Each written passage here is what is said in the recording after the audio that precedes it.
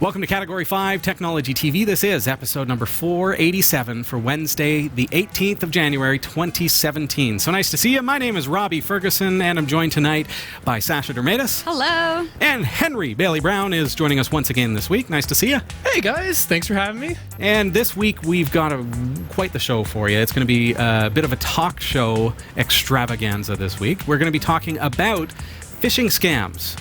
And we're going to learn about how malicious users are using some really, really interesting and evolving techniques in order to trick even tech-savvy users into providing confidential information. You want to stick around. We're going to be looking at one of the latest that has been attacking Gmail users. Don't miss it. Okay, over in the newsroom, Sasha Dermatis, what have you got coming up? All right, here's what's coming up in the Category 5.tv newsroom. BT is adding anti-junk call filters to their phone service. An autonomous transit bus is being tested in Las Vegas. Dell's latest laptop is $100 cheaper if you buy it with Ubuntu. Yahoo wants to change its name. And Google has revealed how they secure their cloud infrastructure, and it includes some clever custom-built silicon. Stick around, the full details are coming up later in the show. This is Category 5 Technology TV. Our live recordings are trusted only to solid-state drives by Kingston Technology. Revive your computer with improved performance and reliability over traditional hard drives with Kingston SSDs. I'm your host, Robbie Ferguson. Tonight I've got Sasha Dermatis on my right, your left, and Henry Baillie-Brown on my left, your right. Nice to see you, everybody, and I hope you're having a great week so far. We're going to get right into a great show. First of all, big news this week at Category 5 TV. Something has come up Huge news. that we've been hoping for as long as we've been doing this. ThinkGeek has come on board as a partner of Category 5 Technology TV. Yes! I love their store. That's so exciting. We shop there. We love their stuff. So this is an opportunity for you to get some really great geek gear. It's basically an online store that focuses entirely on things that are of interest to those of us that are a little bit geek-minded. So you want to check it out. Actually, you can go through our link at cat5.tv/thinkgeek. Or go to our website, category5.tv, and you'll find under Support Us our partners, and ThinkGeek is now on that list. Yes. So thank you to everyone who's been supporting us by purchasing through our partners. Anytime you go shopping on Amazon, eBay, ThinkGeek, GearBest, Banggood, all these stores support us. So as you shop by going through our links, a percentage of the sales actually go to support Category 5 TV. And we're a bunch of volunteers here, and we pay the rent, and we do everything that we do for free. And so that's one way that you can help pitch in, and we appreciate that. Yeah. Super painless, easy way. You get Really to is. shop. You get to look at things you know you're going to love. You get to shop for others or yourself. And we get a little bit back. Helps pay the bills. Kind of lovely. There you go. Another way that folks are supporting us is through our Patreon. You can go to patreon.com/category5 to find out what that's all about. With that, it's really neat because you can just give a certain amount, which you set, per episode. So when we give 4 episodes a month or 5 episodes a month on a 5-week month, then it's calculated by you in advance. So, and then that gives us a way of helping to afford everything that we do. And in addition to that, there are those of you who go to our tip jar, which you'll find on our website, category5.tv, and I thank you as well for supporting us in that way and just simply putting an amount on your credit card. And some people actually do a monthly donation that way as well, which awesome. Which we greatly appreciate. That just lets us know that there's an X amount of dollars coming in. Oh, yeah. So when the rent check is due, it's nice to know that that's there. So thank you, folks. No bouncing rent checks here. Not this No, month. no, thank you. A reminder, this is just a little bit of housekeeping off the bat in the show. Our address has changed. So if you want to send us some fan mail, if you want to send us anything at all, make sure you go to our website, and at the bottom of the website in the footer or on the Contact Us page, you're going to see our address, which is new. And this is as of January of this year. So 2017, if you're watching this in 2047. So our address is at the bottom of our website or on Contact Us, and that's how you want to get us. If you sent us anything that comes back to you, my apologies, and I hope that you will resend that. We like receiving postcards and from your hometown and wherever you're visiting, things like that. We love it. Love it. We don't even just like it. We'll dedicate a whole hour to the show when we get really your postcode. Oh, look, we got a postcard. like, Let's oh talk my about gosh. that. Discuss at length this postcard. Oh boy. Okay. Today was a big day for me, I guess. Today, ESET awarded me and the company that I work for Canadian Partner of the Year, and ESET is a company that I really love. Certainly, from a security standpoint, we're big on security here. And if you have Windows computers, in particular, you need to check out ESET's product lines to secure those computers. But pretty big deal. Canada's a pretty big place. The last time I checked the map, and we're number 1 in Canada. So that's kind of cool. My pal Mike McLaughlin accepted the award on my behalf because he's down in San Diego. You couldn't be in San Diego, I couldn't be. I mean, we're here tonight broadcasting live from Barrie, Ontario, Canada. That dedicated. That is how dedicated Dedication. Robbie is to this show. It was San Diego or Barrie. I know, and so poor Mike, having to accept the award on my behalf, had to shave part of his head and dress like this. I mean, poor guy. I don't think he actually did that. No? No. You didn't wear a bald cap? I should have requested it. Yeah. So they're at the North American Partner Conference. You're actually going to get to meet Mike on an upcoming show. He's going to be here on behalf of ESET to talk about their security products. Ooh. But we don't just talk about the products. We like to learn about why they're necessary and what people are doing to try to circumvent the protection that we have on our systems.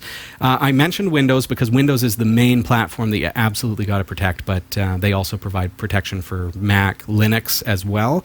So if you've got Linux systems, it's a great way to protect your friends and family, and we are starting to see on Mac and Linux some rootkits and things like that can get in there. But phishing scams are another big one, and we're talking about those tonight.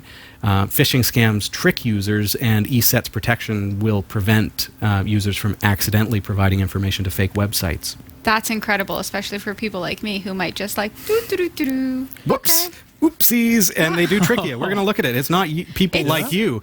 It's happening to people that are in the tech field. Oh, yeah. Mm-hmm. Well, it's like your boss emails. He was like, I got to check this out. It's like 3 seconds later. Sorry. Just saying. ESET tweeted to us today, says, "It's well-earned. Congratulations to you and the whole Category 5 casting crew." Thank you, ESET.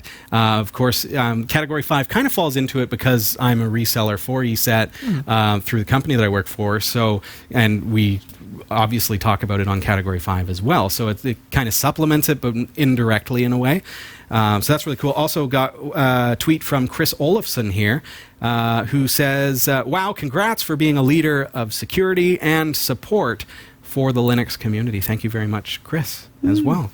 And thanks to everybody for your kind words today as we kind of monitored the progress of the seminar from here. And they started sending pictures around 11 o'clock in the morning and everything like that. So just to rub some salt in the wounds. You won, but you're not here in California. It's interesting. Agamotto in the chat room is saying right now, another new set.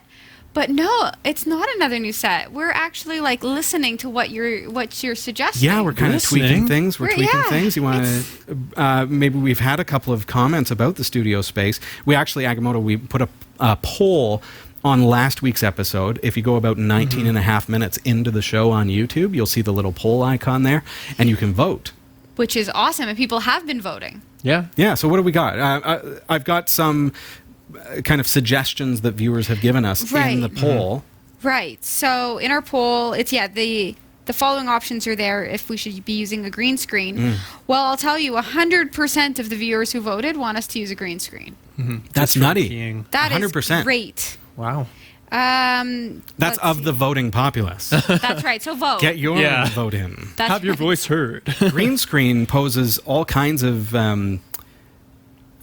weird issues, I guess. And we used the green screen. We do have a green screen set over here, and we can actually see it from where we're standing. We used it for me. Yeah, for the newsroom. Yeah. Would it be weird with 3 people? Does it try and key people's skin tone, or what happens? Well, I couldn't wear a shirt like me. I couldn't wear green. You would be I'd be floating head. A floating head with just blue stripes. Yeah. There's that. You couldn't wear green, but the strange thing about chroma key is everything has to be set previously. Okay. So, for example, sometimes I walk a little bit forward here, which is fine on a regular camera, but on green screen, it will actually look like I am just simply getting bigger in the shot. It gives this, when I reach forward, my hand just becomes massive. It doesn't have that depth perception. That used to happen to me. Yeah, I think we've dealt with that a couple of times.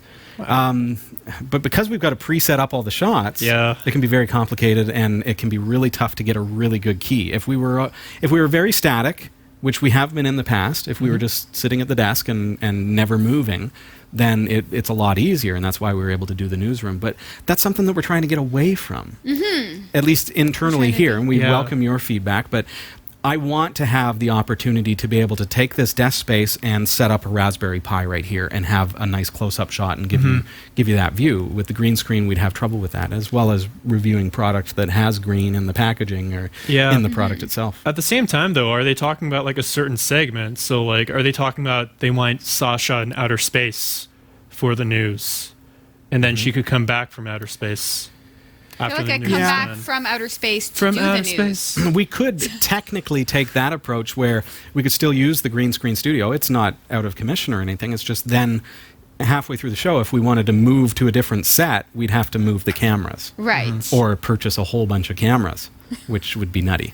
So there are disadvantages to green screen. Also, chroma key, it can be finicky and it can be difficult in a live situation like our show. Right. Sometimes it doesn't quite work the way that you want it to. Plus, there are things like needing multiple cameras on one set, which is very difficult with chroma key to get the angles just right. So it's not that it's impossible. We'd like to know more about what, if you're voting for that, send us an email. Let us know your specific thoughts. Like the why behind it, because if it's just a matter of like behind us looks a little bit too bland, maybe it's a matter of moving the logo up. And I feel like somebody just mentioned that up here. Yeah. So and that was originally because this was a seated set here, and so that's we in don't the wrong sit spot anymore. We just We're don't moving up in the world. Yeah, and that's one of the options that you can vote for, anyways. But chroma key to me has a fair number of disadvantages versus what we can do without chroma key. I love being able to put ourselves in space and doing that kind of stuff, but it can cause all kinds of other issues. So we can explore that if the votes come in and say that's what we want. We demand it. We are your patrons. Then we'll do it. Yeah, absolutely. And we'll give you that for sure. There you go. Yeah. We'll make it happen. Yeah. Let's do it, guys. What else? I mean, other than that in the poll, it'll be like the table where we should have it set. Things like that. People wanted to turn around the table, so that's all part of the voting process. Yeah, go ahead and do that. Vote that. You can vote for it. Episode number 476 on YouTube. So you can go to our website, category5.tv, go to episode 476, open it up on YouTube, or watch it there. Watch it through to, or skip 2 minutes. 19 and a half. Yeah. 19 minutes and 30 seconds is when the poll happens. And you can actually click on the video to vote. So that's kind of cool. It does not work on mobile, however, I believe. I'm not sure if YouTube cards work on mobile. I think cards do. It's just annotations don't work. Yeah, okay. So it should be good. Give it a try on mobile and see how it works. You had quite the week last week. You brought in your cute little Raspberry Pi project. Yeah, I brought in my little baby. Which is now blown up. Well, no, the LED blew up. Once again, don't connect an LED to direct current. That's to not 120 volts. No, it's not. It was I think it was only 3.5 volts. 3.5, and it exploded. Well, it didn't explode. It didn't blow up. See, when you say it blew up, I'm picturing it literally like you're sitting there in your steampunk goggles and it just blows up. I should get a pair of those just for like when I'm soldering and stuff. When I solder, I wear steampunk goggles. That's a good idea. You only get one set of eyes, my friend. Yeah, but you can get multiple sets of awesome goggles. That's the thing, because Sasha, you can just wear normal safety glasses, but you might as well steampunk it. Yeah. Do it. Absolutely.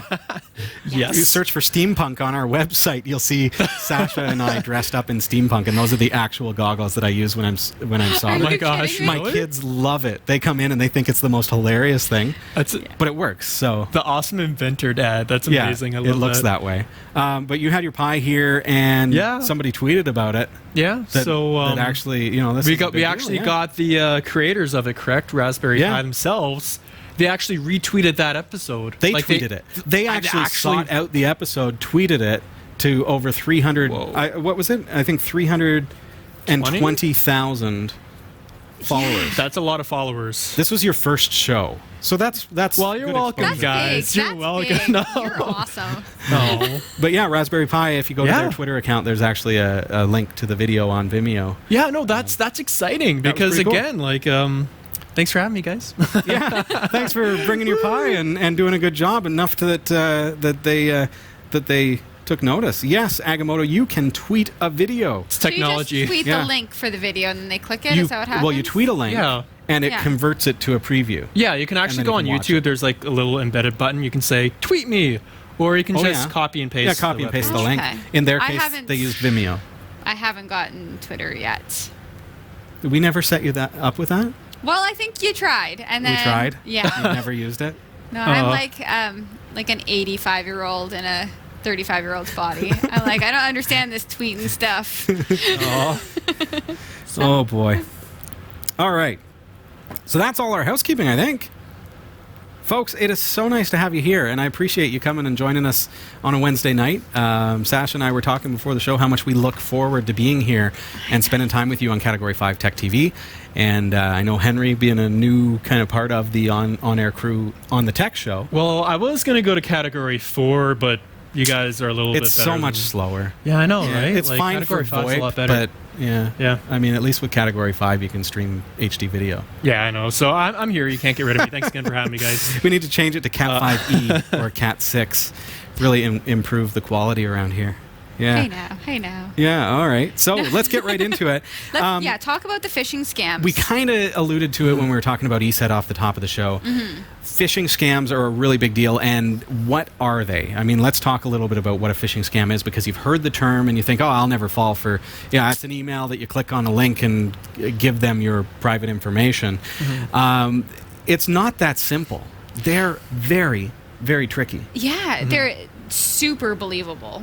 They really are. And they're getting more believable every day, too, with technology, right? And means. I want to show you one tonight that Right. WordFence brought to our attention. Okay. That is incredible with how convincing it is. And it's in fact been convincing a lot of tech-minded people to click the link and enter their private information. Do you know from experience? We'll talk about that. Oh. But first, Category 5 Tech TV has already talked a lot about phishing on our show. If you go to our website, category5.tv, do a quick search up at the top for phishing. And phishing is spelt with a PH, like the kids say, because it's hip. So do that. Give it a go. PHISHING. Phishing.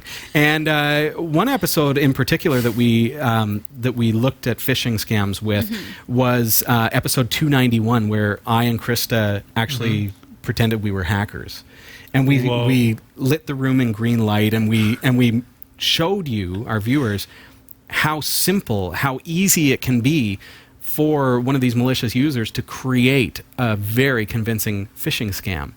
And so we demonstrated that with the intention of showing you how easy it is for someone to do that, so that you wouldn't fall for it. Right. So that you would see that, hey, this could look really, really real.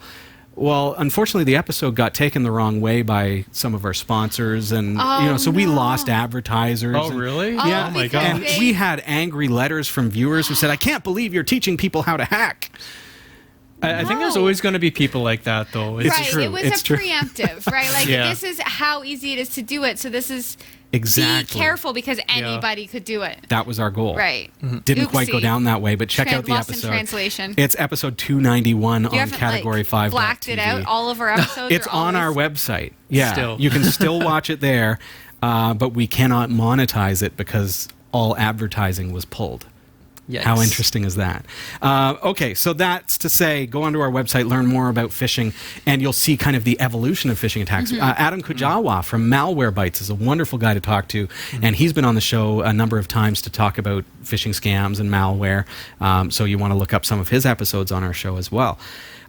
So getting into tonight's feature, we want to talk about a particular phishing scam that was discovered, or at least exposed to the general public by WordFence. And you've heard of WordFence on the show. In the past, WordFence is a security suite, firewall, anti-everything that is bad for WordPress. And this time they kind of stepped outside of the mold of being a WordPress security plugin and said, we really need to let people know about this particular issue because this is big, even though it doesn't involve WordPress. Okay? So these are some really talented, really experienced security gurus that are putting this thing together. And in the post, which you can actually go to cat5.tv/WF-fish. And the WF stands for word fence, and fish obviously stands for phishing. So what's interesting about this particular form of attack or phishing scam is that it is more convincing than I have even ever seen. And what they've discovered or what they've exposed is a phishing attack that really appears to be entirely legitimate. The links look real. Yeah, nothing's dodgy about anything on the actual page Nothing itself. at all. So, Yeah. wow. So it actually says like Google or something in the actual bar then, eh? I'm going to bring up my Gmail account because I received this particular scam from Bell Canada. So you actually got it. So I received one from Bell Well, Canada. it's- Now, It's not Bell Canada. no. That's the That's thing. what No, they want it's you to not think. Bell Canada. But I want to show you how absolutely real this looks. So I'm going to bring up this bill, and it looks like Google has still not stripped anything from the email. Let's jump over to my laptop screen here, and you can see that there's a refund ready for me of $112.53, and it looks Wow. 100% legitimate. Okay? it's like money. Yeah, and so most people are going to click on the view bill. Does your bill, wait, scroll up again? Yeah. That link, R. Ferguson. At Yeah, that's Solutions. my Take that to that's your my account. work email. Yeah. So, but the thing is that everything looks legit. It completely appears to be from Bell, and in fact, when you mouse over any of the links other than the view bill, it says mybell.bell.ca, and it will actually take you to the Bell website. Wow. Now, this has become defunct since it was sent to me, and so now when I hover over the view bill link, I guess Google has now added some form of protection to protect its users. But the fact is that this came into something that wasn't a Gmail account. I forwarded it. And on that application, it did no such thing, and this was completely masked. So here's what's happening. And this one looked like it was from Bell, which is, if you're not familiar with them, they're a telecommunications company here in Canada, and they basically, have the largest market share, I'm sure, still of phone lines. Oh, I wouldn't be surprised. Yeah, internet service. They used to provide our internet here at the studio. They completely did us over, and so to me, and then I switched to Rogers, and that email at first caught my attention because Bell's making good on the fact that they messed us over at the studio, right? So they almost got you. almost believed it, Oh my gosh. Right. but then I realized that no, Bell Because never. you feel like they Bell ought never to makes be good. giving you $112.53. No, they should be Nice. given a lot more than that. They ought to be giving us Yeah, some money. let's go over the back billing here, Bell. Oh my gosh. It's true. But so I almost fell for it because they're playing into a couple of things here. One, most people in Canada use Bell in Right. some form Oh, or yeah. another. So, okay, we know that you're probably a customer. And even if only 50% of you are, we've got Still, 50% of you exactly. at that. Yeah. Okay, so already it seems authentic. Then they are offering a refund or a amount of money to go back to me. Yeah. So immediately, the selfishness of being a human is that, I want that. Someone's money giving me back. something. I want that now. So some may just click on it without even thinking about that. Yeah. But then there's those of us who realize that Bell probably owes me money anyways. So It's like, yeah, that's it's a true obviously fact. legitimate. Yeah, and that's the thing. So they're playing into all these things. But the difference with this particular scam is the very link that takes you to the phishing scam Right. looks entirely authentic in your browser. Oy. So for years we've been saying, look at the address bar of your browser. Check out the address bar. Make sure that it is paypal.com. Make sure that it is gmail.com or mybell.bell.ca. Make sure that that's the address that shows in your address bar. Well, fact is, here's the thing. It does. here's the address bar from a Gmail phishing scam using this particular technique. And Right. as you see, it says https://accounts.google.com/service-login !service mail, and goes on and so on. So Well, to the untrained eye, like my eye, that doesn't look wrong. Is it not wrong? Like, because I'm conditioned to, hey, got to look at the address bar. Yeah. Yep, Yeah. this is Google. It says Yeah. HTTPS, so it's secure, accounts.google.com. Now, a couple of quick things that I notice about that particular screenshot is that, first of all, it says HTTPS, and this is a screenshot within my browser. I know it kind of makes it look like I've got two address bars, but there you can see it. So it looks like it's HTTPS, but you notice that there's no lock symbol here, and that it's not showing in green, because most of the browsers are going to show you color-coded. Let's actually Right. go to Google and see what it looks like. If I go back to my Gmail account, what does it actually look like? It simply says secure. Okay, so it is verified, then you know that it's... Yeah, so the real account, let's bring back up that bell thing. And if you look back at that screen, look at the actual Google. It says secure, and it has a secure icon to show that it's locked, that it's secure, it's encrypted, okay? So this particular one doesn't have that, so that's a little bit of a red flag. So what are they doing? How's it working? Now, if it was just the address bar, you'd say, okay, well, that's not a big deal, but the fact is, because you might detect that this is fake anyways, right? The fact is that this is what the page looks like. Here's a screenshot. Okay, so it's Oh, yeah. asking you to log in. so it looks fine. That's Gmail. Yeah. It looks like Gmail. Looks So just like Gmail. It says Gmail in the address bar, google.com. It says one account, all of Google. It looks exactly the same. Yep. How easy is it to spoof Google because they're purposefully minimalist? Yeah. So it looks completely legitimate. But what's actually happening here is really, really interesting and actually quite frightening from an end user standpoint. So those two things are why we might fall for this one. It has it in the address bar. We may not have seen that it's not secure because it looks secure. It says HTTPS. And it in the site itself, the login form is what we're all familiar with. It looks completely legitimate. So you've got that address up in your address bar. There are two things to notice here. And I'm just bringing up screenshots from the blog posted at WordFence. Go to wordfence.com/blog for their blog. Learn more about them. And we're going to talk a little bit about some of the various resources that we recommend. But also, if you want to get this actual article, cat5.tv/WF-fish.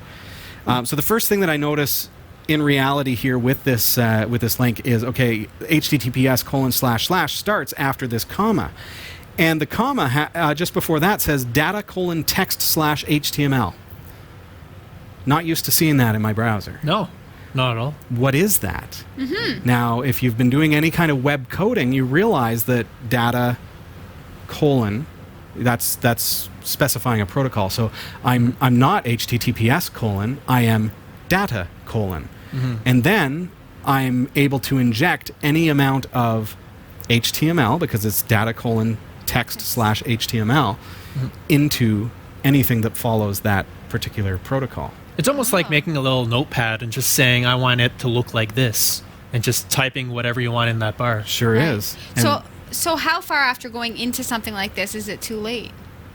generally, okay, so Immediately, right? Like if you log in as with your soon as you click information. the link, Yeah. it tells them that you clicked the link, and it Right. and it gives them your email address, which they already have, but they now know, this person almost fell for it. Let's monitor things. Let's do more. Yeah, that's a little bit of a checkbox on your account. Right. So that's the first. But as far as your actual identity, your security goes, it's not until you actually log in that you've lost everything. Yeah. Everything. So we know to see that The data:/ text/HTML at the beginning of the URL means that they are injecting something. There is going to be some code, but it doesn't look like code. It looks like the website that I'm going to, which is Gmail. So if I jump back to our screenshots, and they've been so good to generate some great screenshots here, I want to show you what this actually looks like. So we've got the URL in the address bar. Looks perfectly legit. But then there's a whole bunch of white space after that URL, which you don't see on your screen because it gets cut off by the side of your screen. And if you continue on and you continue scrolling, all of a sudden you see some JavaScript. That JavaScript and the HTML that follows, and it's all obfuscated, it's all encrypted and encoded so you can't actually read it. It generates the HTML output of the Gmail login or the Bell, My Bell login or any of these other services. It's not specifically a Gmail thing, even though this particular blog item focuses on the Gmail exploit. The fact is it could be any company. Oh, yeah. Any company. Twitter's going to be next. Anyone else that gets a lot of logins is going to be next. Now, of course, they're going to target things like your email service, because what happens if they can get access to my Gmail? Oh, yeah. Well, at the same time, though, Gmail is Google.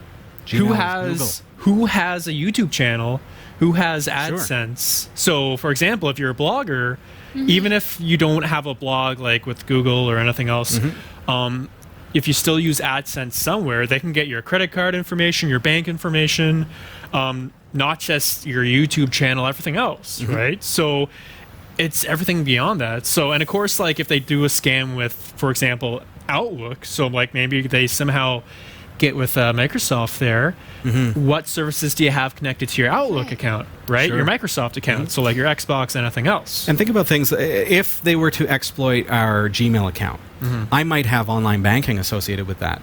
I may have various different accounts. I may have a PayPal account that I can log into by using the credentials that are found in my email, or I can reset my password using my email. So one of the first things that's going to happen now if I log into this particular fake form is that it's going to save the information to the malicious user's database, the phisher or the hacker, if you will. I wouldn't call them hackers per se. They're people generating revenue by tricking people into giving them their information. So now if I log in, they immediately have my username and password for Gmail or whatever other service.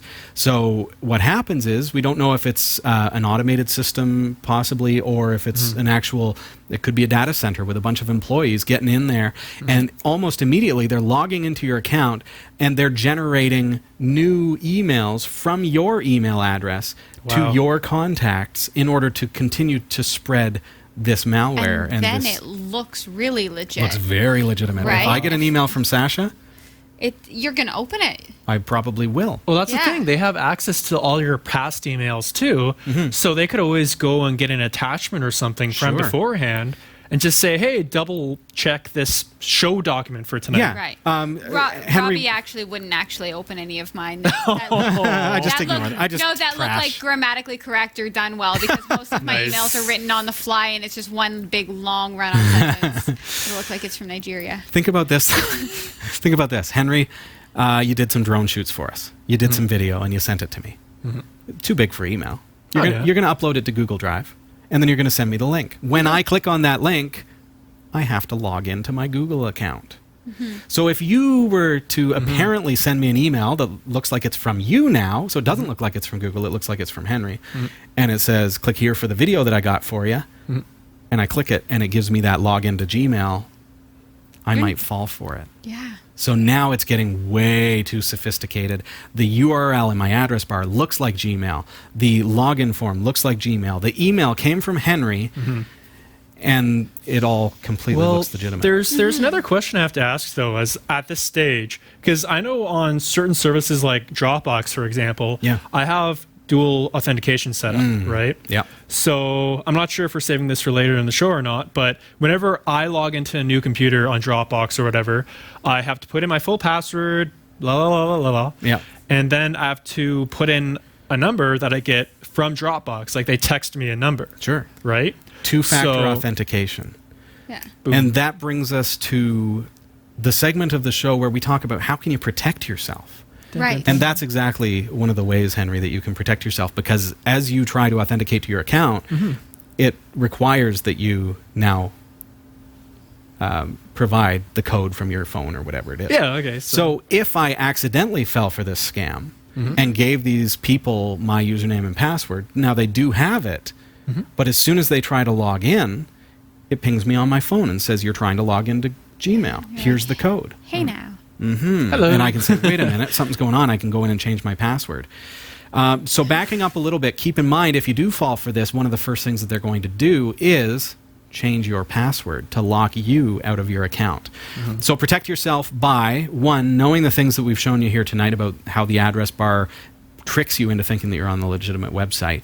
But also, two-factor authentication, where available, is going to save you so much grief in event that you do accidentally fall for single-factor authentication phishing scams. And you do not want to fall for something that gives access to your information. Because I can talk about like a recent situation that I had today where I went in. That is very recent. Very recent. Happened in this day. Oh my gosh. I went in and I bought Dave's wedding band for our wedding. Yes! Hey! Yay! Congrats! So at the store I was at, they said, hey, if you sign up for our credit card, then you don't have to pay for a couple of months. Nice. And I thought, okay. Deal. And you just can have to- also buy a boat, and you don't ever have to pay for it. Right, exactly. Yeah. No. Nice. That's how credit So cards they're work. like, we'll just... I asked for a limit of exactly the amount that the ring cost. Okay. Exactly. That's smart, yeah. But because I had asked for something different than what they were automatically going to give me, I had to speak to their security. Well, the security was trying to ask me questions They to probably verify thought that my there was identity. something up here. Yeah. What's this girl trying to pull? Exactly. This odd number of... So they asked me questions for me to identify myself or to authenticate who I was as a person. So they had information about me, and I had to prove to them that I was in fact me. The things they were asking me were insane. I didn't know that much about myself. They were They were not asking yes or no questions. They were asking things very based on... specific things, like, you've had more than one phone number in your past. Can you please name the two of the other phone numbers that you've had? No way. Stuff that's long gone in your Stuff past? that's long gone. They asked me which credit cards I've canceled in the past 5 years. They asked me... And they're not fishing for this information. They know the answer. They know the answer. This is how they my gauge gosh. whether you're really who you say They you are. asked me how much I pay TELUS every month. Well, I don't pay TELUS. I pay Rogers. Right? So they're trying to, like, get me. It Nice. was They're insane. like, you passed the test. They said, well, you moved your address, but you didn't change your address on everything immediately. Well, What is the thing that you didn't change your address on? It was my visa. wow. Right? But they knew everything Oh my about gosh. me. So if they were malicious, if they were not great people, instead of the super awesome people that sold me a wedding band, they have my entire history and could prove to anybody else who was unsuspecting that they are me, because I didn't even have that information about me. Can I ask, leading up to that point, because that's an astronomical amount of private data. Insane. And they could just pull it up on their computer. They didn't I don't know what they accessed for it. They Yeah. asked for my driver's license. That's what I wanted to know. What did they need in order to get all that That's- backstory? wow. All they had was my driver's license. So they plugged my driver's license number into their computer. Wow. They pulled up that. It was... I wonder how many other types of cards would give that data. Right. I wish I videotaped it, because the things that they were asking me, literally, like, I never would have imagined that Unreal. that is in one set spot of Yeah. information. And we don't ever think me. we're going to be the victim of identity theft, but if it's that easy to get the data on Sasha Dermatis, Ah. right? Then that's pretty scary. And so here we're looking at phishing scams, and this is one of the ways that these users try to trick you into giving information. And maybe they can get enough information to then get all that backstory and get all that info that these guys were able to pull up. I would like to say, for the record, this credit card thing, I am using it only to get the money for the ring between now and the 2 months, and then I'm paying it all off and canceling She's not the actually card. going into debt. No. Like, I'm canceling the card. It was just like, 60 extra days of not paying this? That's perfect. Let's do Perfect. Why not? Fantastic. Fantastic. Okay, so going back to protecting yourself, one final thought. We talked about the protocol. When you go to a website, you've got http://whatever.com or https://whatever.com. The S stands for secure, and that means that it is encrypting the information. But the way that you need to confirm that is by actually looking that there's a lock, that is not broken, that it is secure, it's not red, it's not giving you any kind of warnings or anything like that. But the protocol has to be the very first thing on the address bar. So in this particular case, because with this one, you notice that the HTTPS, which is what we would expect to be the protocol, because the HTTPS : / happens after data : text / HTML comma, we know that the protocol is not actually HTTPS. Mm-hmm. And exactly. And like you said earlier, is that you don't see a green check mark or just confirmation of that. And it's not just Chrome too, like it's in Firefox as well. Absolutely, yeah. And we're going to start to, it's going to start to get a little more confusing as Chrome evolves their notification system so that it colorizes things.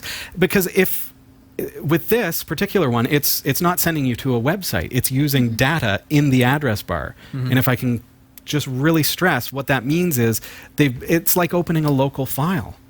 I'm basically injecting this into your browser. So unless they make some changes to Google Chrome or Firefox or Opera or whatever you're using, it's still going to show without a red X through it. Because it's not malicious as far as the browser is concerned. It's local data. Yeah, and I'll just add a little bit of a Timbit as well. A Timbit. I like Timbit. I'm our Canadianisms. No, is that we're using the entirety of check marks and X's, and I actually prefer that because on multiple online forums and everything else, there's a large percentage of population that is colorblind. So it's nice to have the actual symbol. Yeah.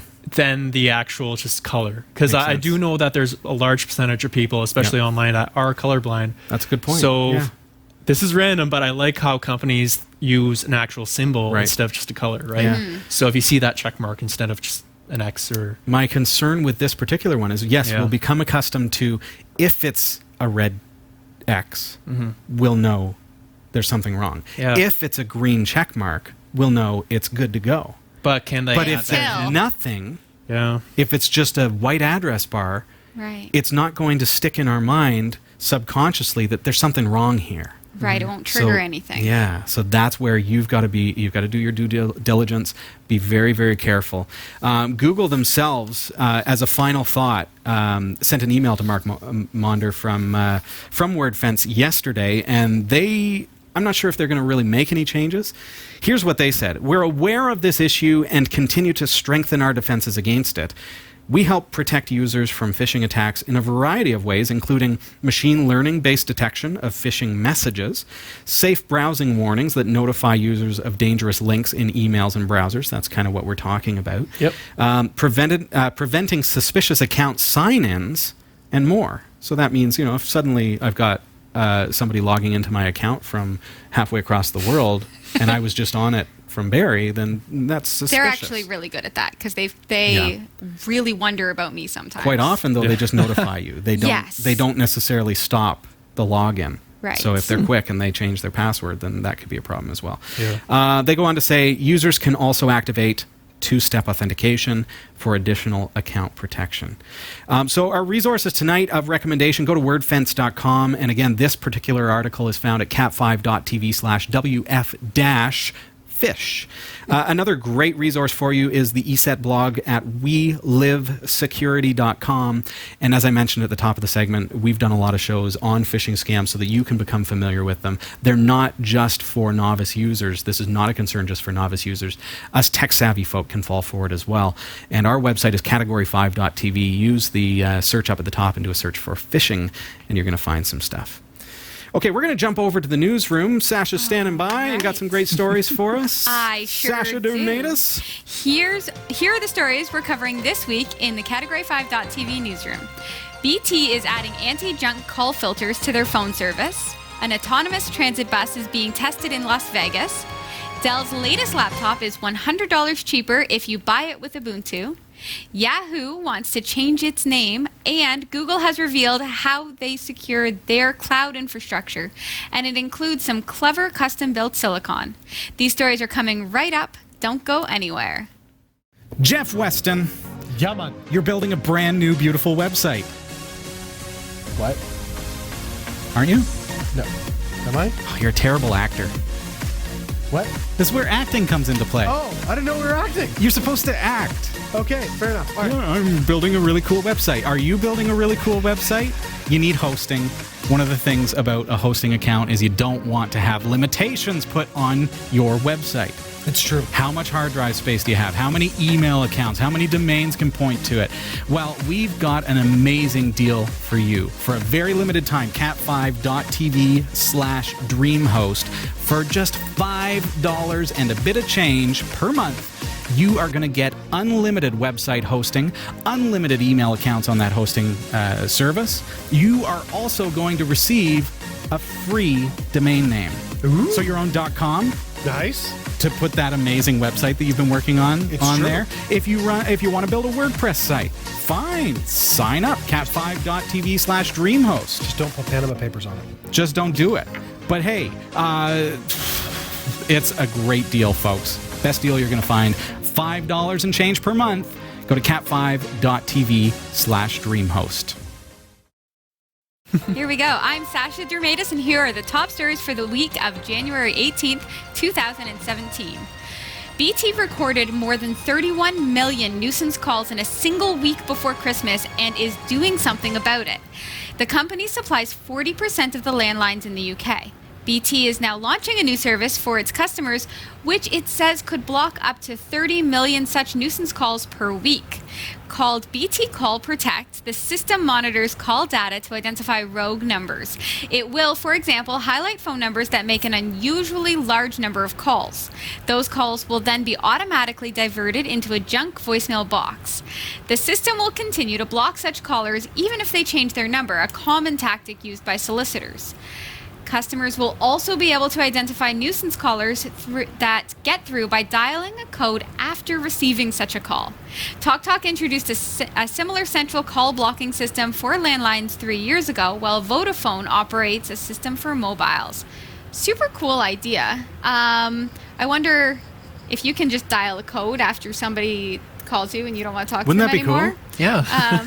Except as long as it just keeps them from calling you again. Yeah, we have this problem on our Magic Jack where we get constant solicitors calling, and it's a big problem. And we've got a particular solicitor that calls every single day. Drives my wife nuts. You know him by name now. It's FDR. Oh, yeah. So we called Magic Jack and said, you used to have this service to block a particular number. Do you still have that? And they said, no, they don't have it anymore. So we're looking at, can I build a device with Raspberry Pi, right, that intercepts the calls, That's filters interesting. them, and then rings the in-house lines? There might be something on GitHub or just the code.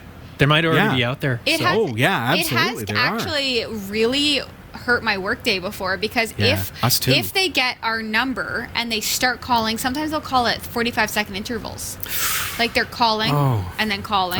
And I work reception at a very busy chiropractic clinic. Yeah. I need the phone. And you've got to if take it's the call. tied up. Yeah.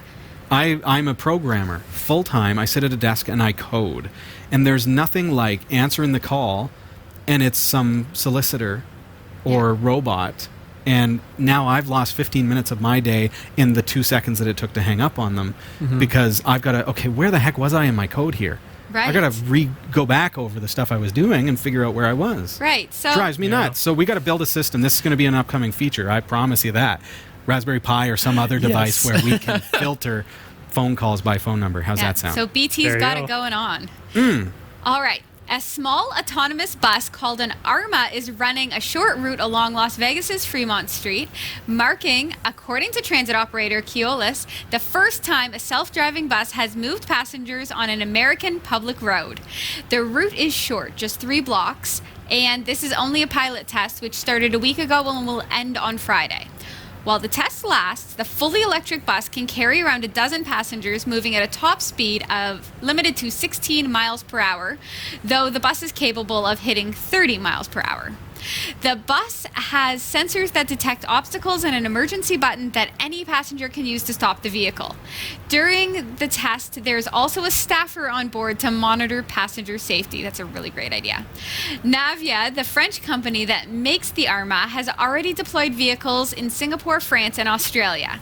Nevada has a strategic interest in developing transportation technology. The state could benefit from easier long-distance transportation to gambling centers from California, while autonomous vehicles like the Navia bus could provide flexible transportation for visitors once they make it to Vegas. I like this idea. I like that it's regular. But it does remind me of like just a street elevator, and I think to myself, if anybody could in any way stop the bus at any time by pressing a button, you don't want like 6-year-olds on this bus. No. Because they would just like continuously. Look at what happens when I start pushing buttons. Well, it's like Screen the goes movie black, Elf. mics turn off. You're like Will Ferrell and Elf. You just make it a Christmas tree with the elevator, right? You go in and push every single button. Yes, right. Exactly. I'm dealing with this. You're dealing Yeah, with that. Yeah, But we got this. yeah, really cool. It's exactly like an elevator on the streets, an autonomous bus that goes. Could be smart. Could be Yeah. good. I do like that it keeps people who have been drinking at the casinos off the streets. Right. That'd be a Gives them pretty a good safe job transportation. to be the actual guy who sits there, just Security all day, guard just to sit make there on sure- the ride the bus all day. No, It's like like the guard on a steam train. Like yeah, no. Well, it makes sense for now, especially with the technology still being new. But like we see all these other companies, like you said, Arma's on like France and all these other countries. But we also see other companies like Uber who tried their self-driving.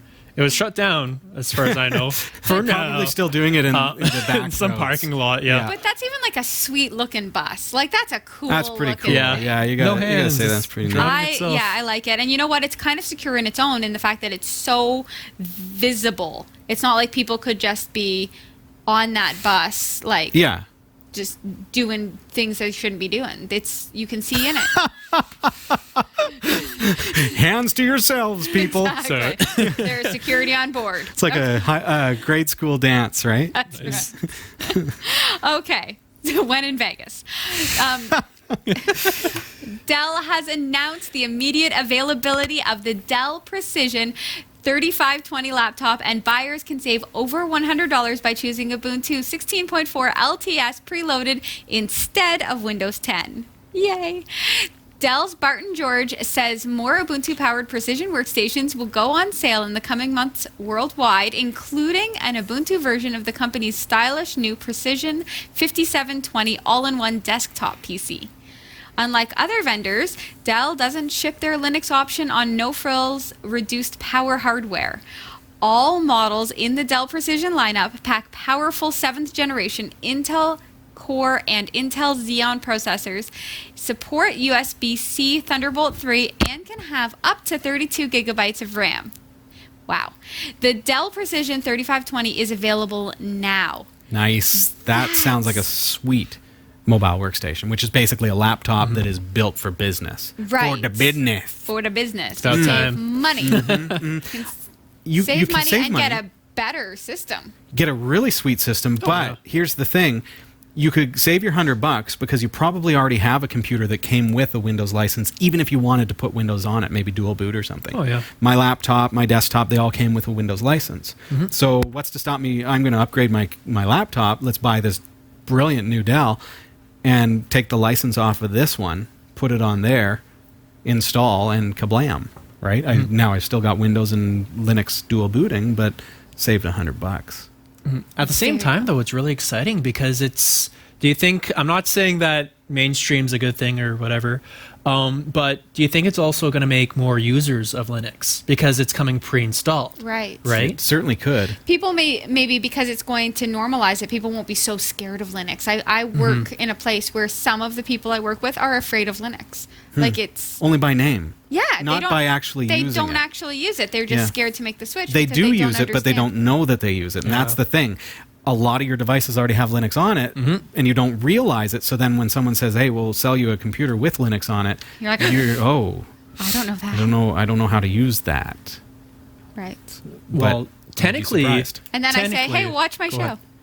Yes. Well, Sasha, technically, you could be considered an astronaut then because NASA uses Linux now on the space station, right? Because they scrapped the Windows computers Yeah, up they there. sure did, yeah. So technically, Sasha, you could apply to be an astronaut because you know how to work a Linux computer. There you go. Oh, That's see, all it there's takes to So be you an could go astronaut, to real I guess. space.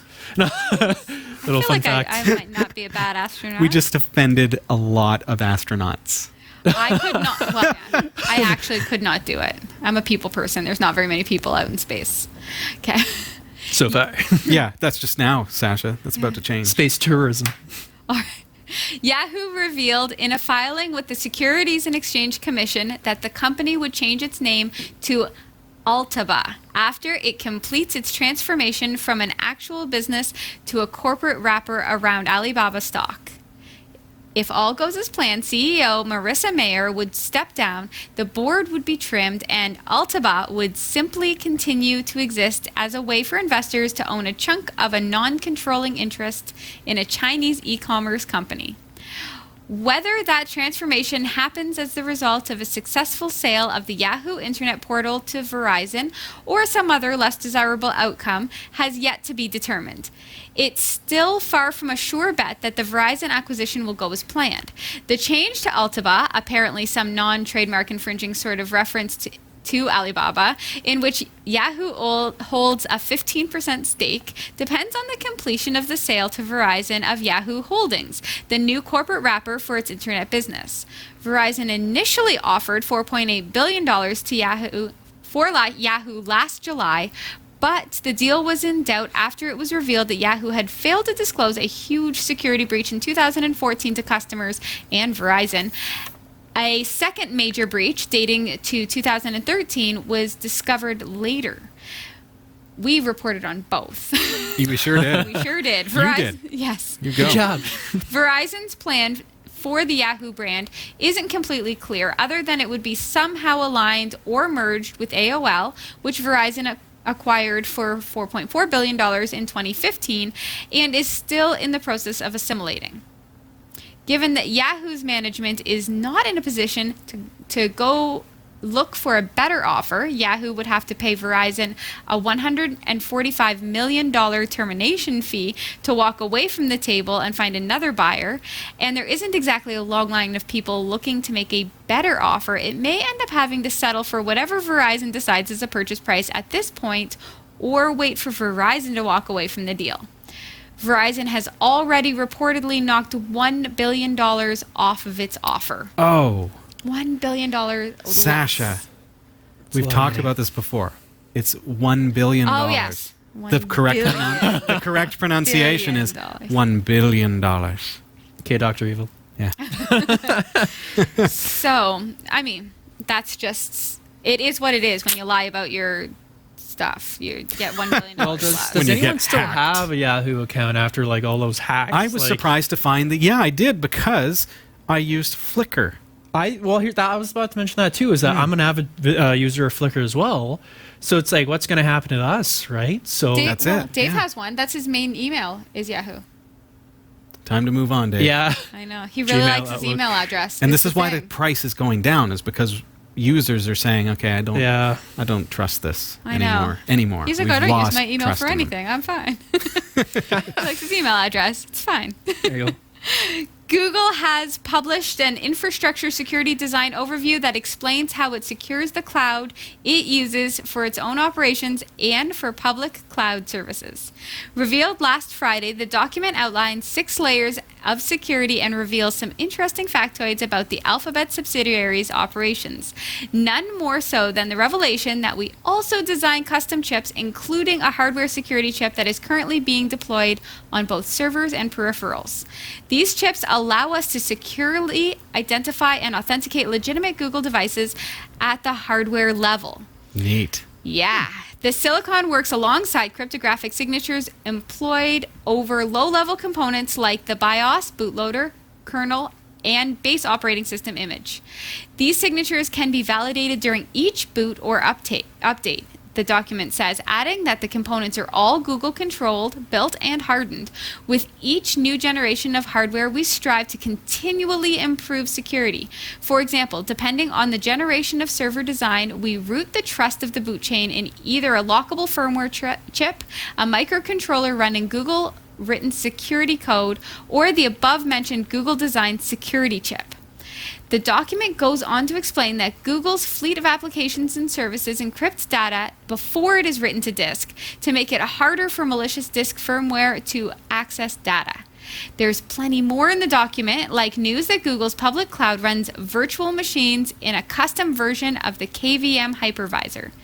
If you're interested in seeing the document for yourself, you can access the master at cat5.tv/Google-security. I love information like this. It just makes me feel far more secure. All right, thanks for watching the Category 5.tv newsroom. Don't forget to like and subscribe for all your tech news with a slight Linux bias, and for more free content, be sure to check out our website. From the Category 5.tv newsroom, I'm Sasha Dermatis.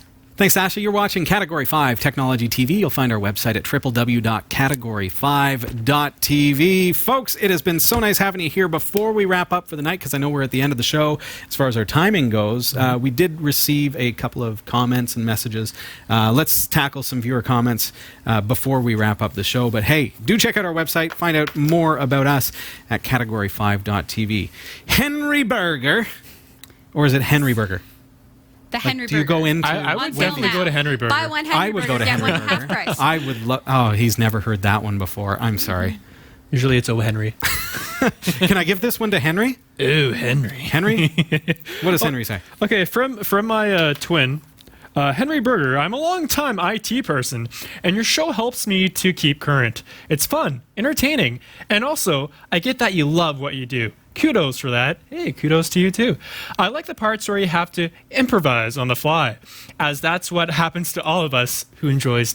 Yeah, you know what? People who enjoy tech like us, we do have to think on the fly. Sure. So, especially when And you're... when I mess something up on a live broadcast, Oh, that makes it and fun, you get to though. see, oh yes, Come fun. on. Okay, projects around the Raspberry Pi are much appreciated. Yes. Close to his heart. As we learn by doing. Thanks again. You know what, Cheers, Henry?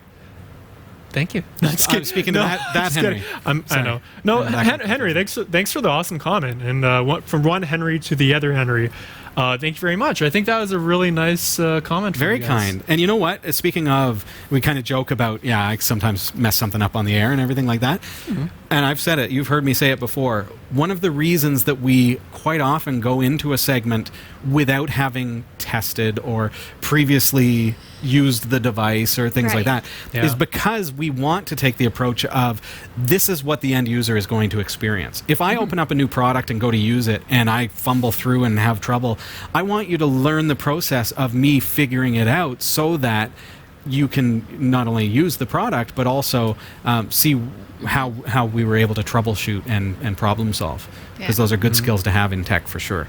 So I appreciate that. You want to take Dooley? Dooley commented on episode 485 regarding the Nest thermostat. Yes. With the smart thermostat, are there extra motion detectors that go inside other parts of the house? It's conceivable that people be in the house with no smart device.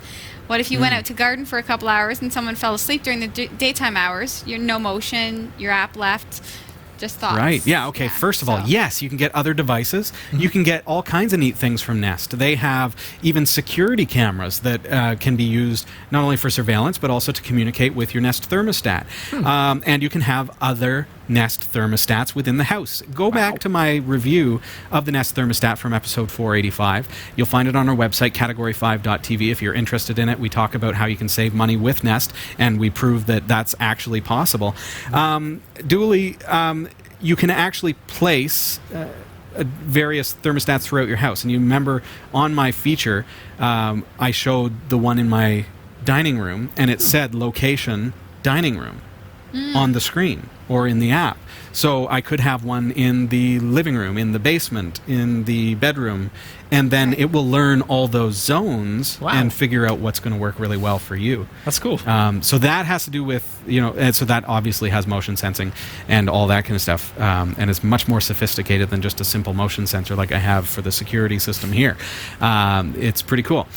As far as your app goes, you can set, if I'm going to go out gardening and I think that my Nest is going to think that I've gone for the day, two things to consider. First thing is that it works by learning what I do throughout the day. So if I always go out gardening at the same time every day, it's going to realize that and maybe save some energy while I'm out.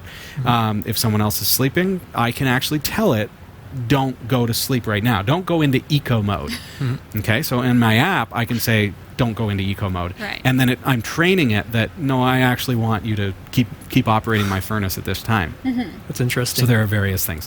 So it learns and it tries to gauge things, but it also it will allow you to override those settings. And to add something to that as well, we have a comment. So, for example, you can have it in multiple rooms. Like you said, you can have one in your We'll call them bedroom, in zones, your wherever you want. What happens if you know that you only have like the single heater? Like Yeah, I on only and have off. a standard furnace. So it doesn't matter if you have like a fancy heating system Yeah. or if it's just an older Again, system. Nest is neat because it learns from your behavior. That is so interesting. If I have one in my bedroom, for example, and every morning at about 4 a.m., it notices that I turn up the heat a little bit because it's getting cold in the bedroom at this point. It will learn that, and my furnace doesn't have multiple zones because it's not that sophisticated. A lot of houses do have that, and it will work with that. Certainly modern ones have that. But in my case, it would just say, okay, well, this is the time that they normally turn up the heat a little bit. So a little bit before that time, I'm going to start warming up the house a little bit. And so it's not as efficient in that particular instance as a multi-zone furnace, but with my single-zone home, it's still going to keep me comfortable. There you go. And do its best to keep things kind of comfortable and cost savings as well. Thanks for the comments and question. Did I cover everything that you asked? It keeps kind of track of the motion in such a way that it's not going to just turn off the furnace the moment you walk out the door. It waits. It learns that, okay, he's gone out for 10 minutes and come back in, and he's still here. Okay. Right. So it kind of thinks like that. So it's a bit more intelligent than just a motion sensor that turns off your furnace when it doesn't sense motion. It doesn't do that. It learns who you are. Do you want to tackle Andy's? Andy Shed says, hey guys, the voice-controlled cutting in and out is not a good idea. This is referring to our camera switching speech last week on episode 486. Make sure you tune in. Make sure you vote. It would not work because it would not be able to make a decision whether to cut to you or not. You only need to cut to someone if they have more than a couple of words to say. Because if Sasha goes, and then the camera switches over to you. Right. Yeah, then it's I can see that. Yeah. Yeah. But could it be intelligent enough? And I know it can be through a Raspberry Pi or some similar mechanism that is well programmed. That, like the Nest, it would say, okay, Sasha only said, so I'm not going to switch to that camera. But as soon as Sasha starts carrying conversation, now it switches to that camera or a camera that features both of us in the shot. Yeah. So think about that in light of our So, conversation I about could Nest. just continuously talk for the whole hour and just steal the whole camera situation. You just be over Totally. here This Sasha going, oh, there's more. Yes. Yeah. So think about that. It could be coded. It could be done in such a way that it would debunk what you're saying there. So think about that and give me your feedback.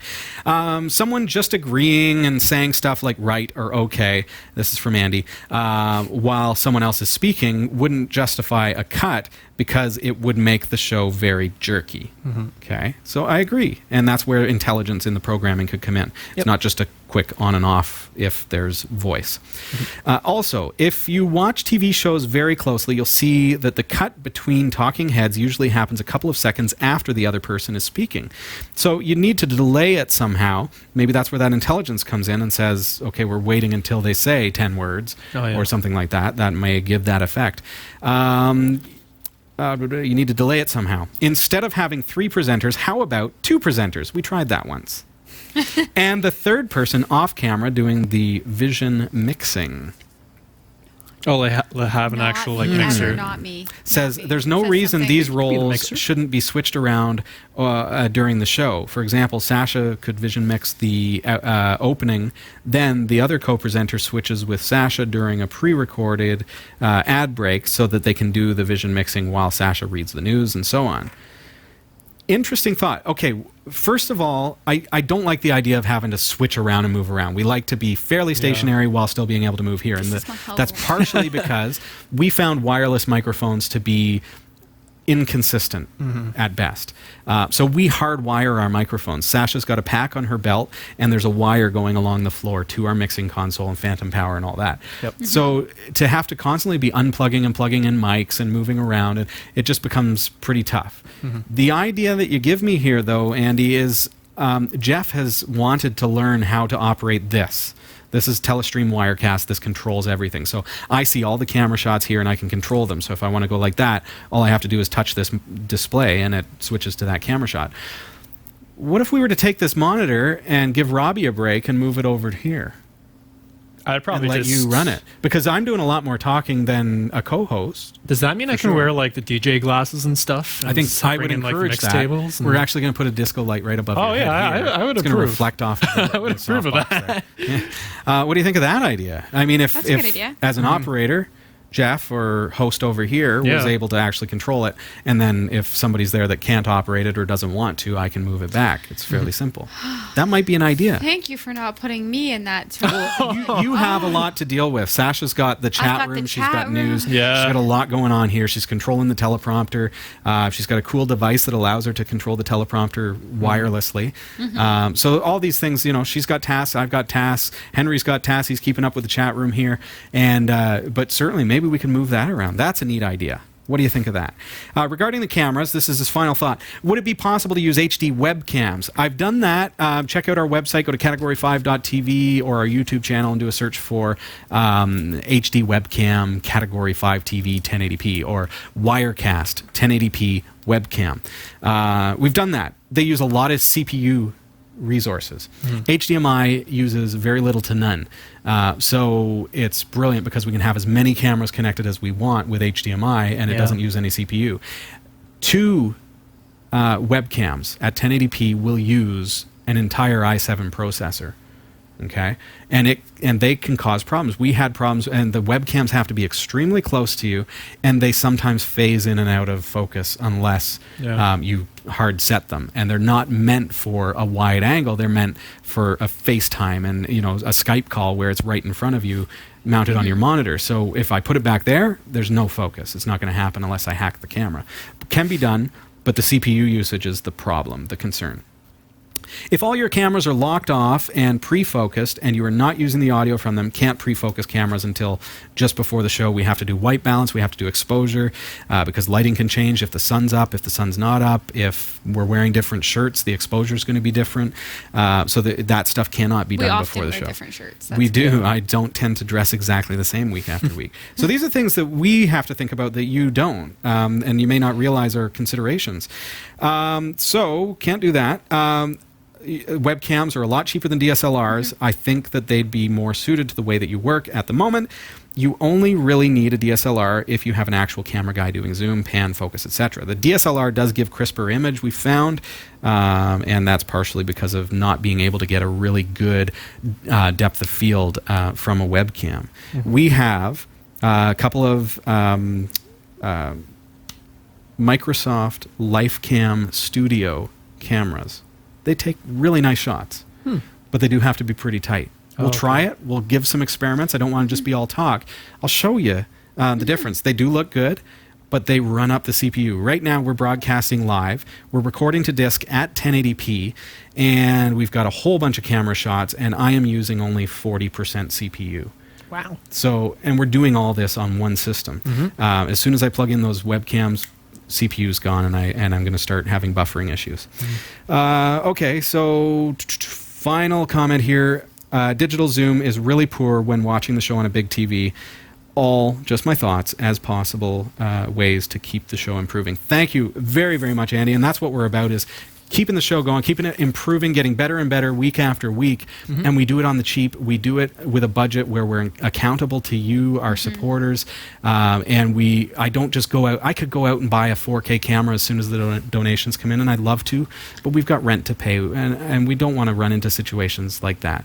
If somebody wanted to say, hey, let's really step things up, I've got a lot of money that I can put into this, then we're open to that. But realistically, we're very, very careful. And so that's part of it. DSLRs do take a great video, but you're right. Digital zoom, right?